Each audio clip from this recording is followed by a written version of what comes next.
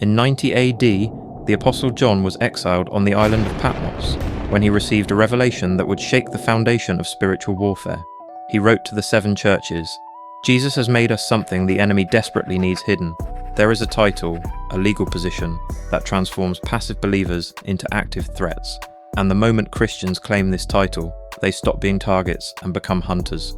He continued, "The enemy will do everything to keep you from understanding what Jesus made you, because victims are manageable. But believers who claim this title, they become kings, and darkness has no authority over kings."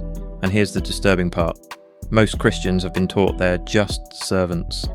But John wrote that Jesus made you something far more dangerous to the kingdom of darkness. The devil doesn't want you to claim this title, because the moment you do, you shift from defense to offense. If you've always felt like a target, if spiritual warfare feels like constant defense, if you've been taught to just survive, I'm going to show you the exact title, the Greek legal framework behind it, and why claiming it makes you a threat to every demonic principality. But first, you need to understand what John saw, and why the enemy has buried this for 2,000 years. The title is in Revelation 1:6, "and has made us to be a kingdom and priests to serve his God and Father." Sounds nice, right? We serve God. But John didn't write it in English, he wrote it in Greek, and what he actually wrote changes everything. Let me show you what's really happening in this title. First, "has made us basileia." The Greek word basileia is translated kingdom. But it doesn't just mean we're part of a kingdom, it means royal authority, ruling power, kingly jurisdiction. John is saying, Jesus made us basileia, carriers of royal authority. You're not just in the kingdom, you are kingdom authority walking on earth. Second, and hiereis. Hiereis means priests.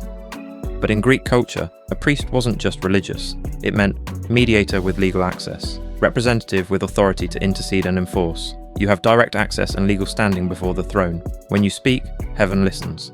Third, to his God and Father. This isn't we serve God from a distance. In Greek, this shows intimate relationship plus delegated authority. You're not a distant subject hoping for favors. You're family with full access and delegated power. 1 Peter 2:9 confirms it. But you are a chosen people, a royal priesthood, a holy nation, God's special possession. Royal priesthood, not trying to become royal. You are. Ephesians 2:6. And God raised us up with Christ and seated us with him in the heavenly realms. Seated us. Past tense. You're not hoping to get a seat. You're already seated in the throne room with Christ. That's not servant language, that's king language. Here's what changes when you claim this. Kings don't beg, they decree. Priests don't hope, they intercede with authority. When you walk into spiritual warfare as a king priest, everything shifts. You're not asking God to deal with the enemy, you're exercising the authority he already gave you. Declare this with me. I am basileia, royal authority. I am hiereis, priest with legal access. Jesus made me a king and priest. I don't beg, I decree. I don't hope, I enforce. I carry kingdom jurisdiction. Darkness has no authority over me. I am a king priest. In Jesus' name, say it out loud right now. Not in your head. The enemy needs to hear it, because this isn't information. It's an identity claim. If this hit your spirit, type, I am a king priest in the comments.